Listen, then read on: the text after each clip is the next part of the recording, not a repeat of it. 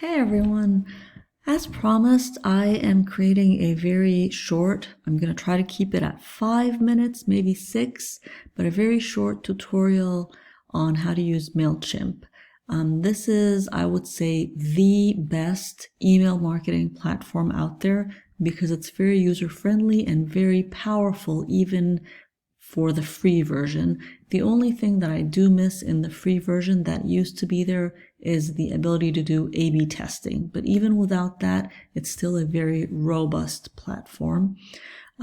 Email marketing is something that I have personally had employers tell me that they really would like our graduates to be able to do. So I think it's a very important tool to have in your repertoire. But even if you don't plan to be employed and you want to be self-employed, you want to work for yourself, I think that it is a valuable skill to have.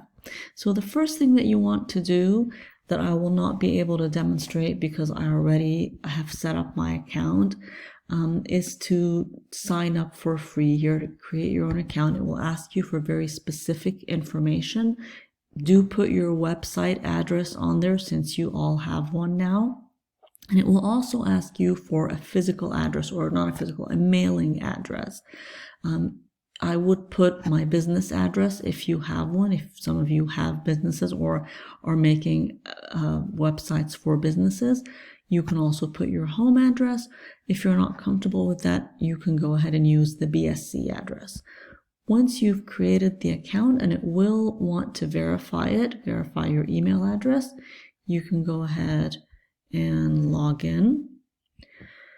And I'm going to concentrate on 3 things here. I'm using a new account that I set up because I did not want to use an account that I have used, for an organization that I worked with just for privacy purposes. So this one is a brand new account. It doesn't have any campaigns on it yet. You want to do 3 things. You can add contacts from the audience tab right here. So go to audience.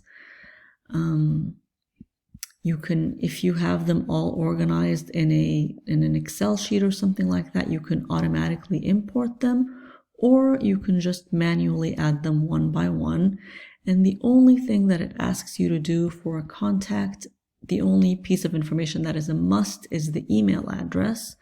And you must verify that you have this person's permission to email them. This is very important legally.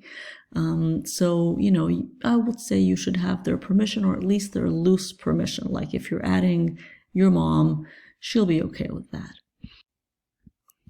Okay, the next tab I want to look at is the Create tab. And that is where you want to go when you're creating a new email, or as we call it here, a new campaign. So when you create an email, you're going to give it a name. Let's say for this assignment, it is going to be called a website announcement. And then you can either add recipients one by one, or you can import them from your contacts list. You can choose the name that you want it to be coming from. So I'm just going to put my own name, and you can also choose a different email address each time. It does not have to be a single one. You'll add a subject. And then the most important part is you begin designing your email. Well, I shouldn't say that. The subject line is extremely important, so think carefully about it. And it makes it, Mailchimp tries to make it easy by giving you certain templates. Consider these just your starting points. I'm going to pick Make an Announcement template. Once you go to the email construction, it looks a lot like Weebly or any of the drag and drop website platforms you've been using. So you can change, this is all the parts of the email. You can change the different aspects of it. So for example, here, I'm going to say, I have a new website. You can add photos. You can add different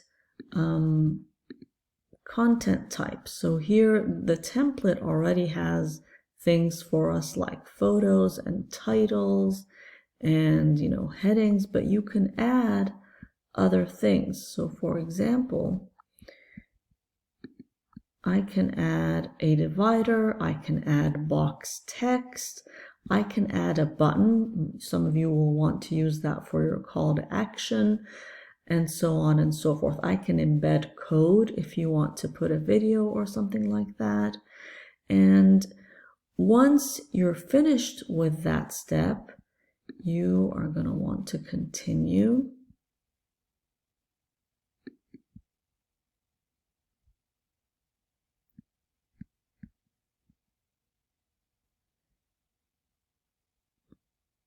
And you want to send a test email to yourself before going any further.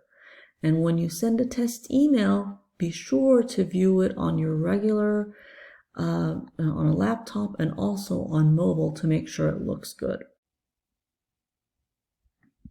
After your test email looks good, or you've ensured that it looks good, you've maybe gone back and edited the email some more, then you're going to want to go back here and click the send button. It's not active now because I don't have any recipients selected.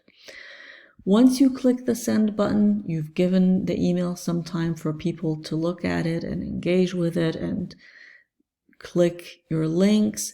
Then you want to go back here, go to your reports. I don't have anything on my reports right now, but select the campaign and then look at, you know, it will show you different metrics that will be very useful and that you will want to report on in your assignment.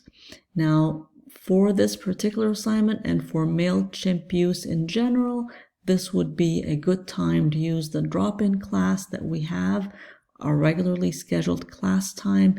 If you would like one-on-one help with this, or you want to run anything by me, you really have a lot of time, much more time than you need really to complete this assignment. Okay, I've gone over the promised 5 minutes, but it's still pretty short. Let me know if you have any questions.